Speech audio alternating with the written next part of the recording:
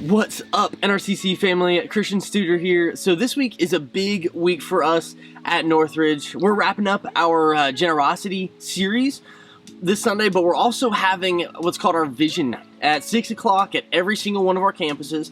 This is a day that we get to talk to those who have partnered with us about where we believe God is taking us as a church in this coming year. We're also going to be talking about what God has done over the last year and the amazing life change people have experienced, and we'll be celebrating all that God has done.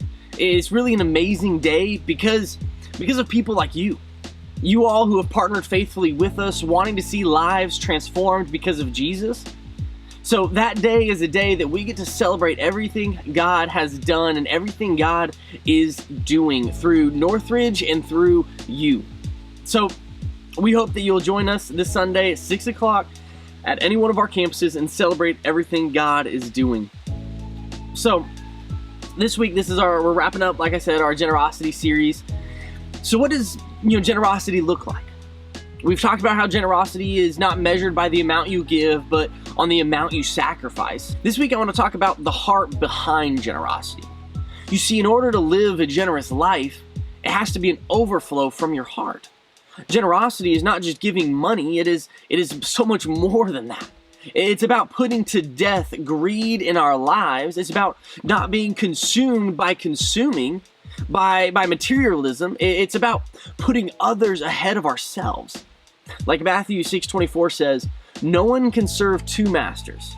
Either you will hate one and love the other, or you will be devoted to one and despise the other. You cannot serve both God and money."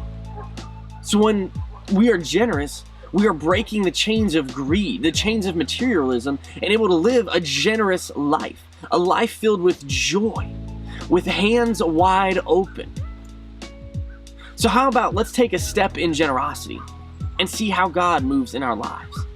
See how the changes don't just happen externally, but happen internally.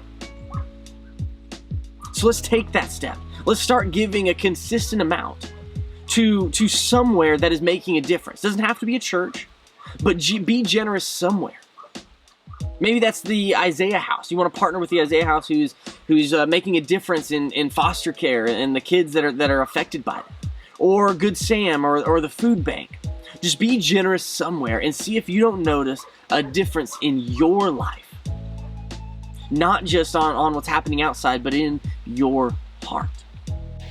Thank you so much for watching this week's video. I hope to see you at our Vision Night this Sunday at any single one of our campuses at 6 o'clock.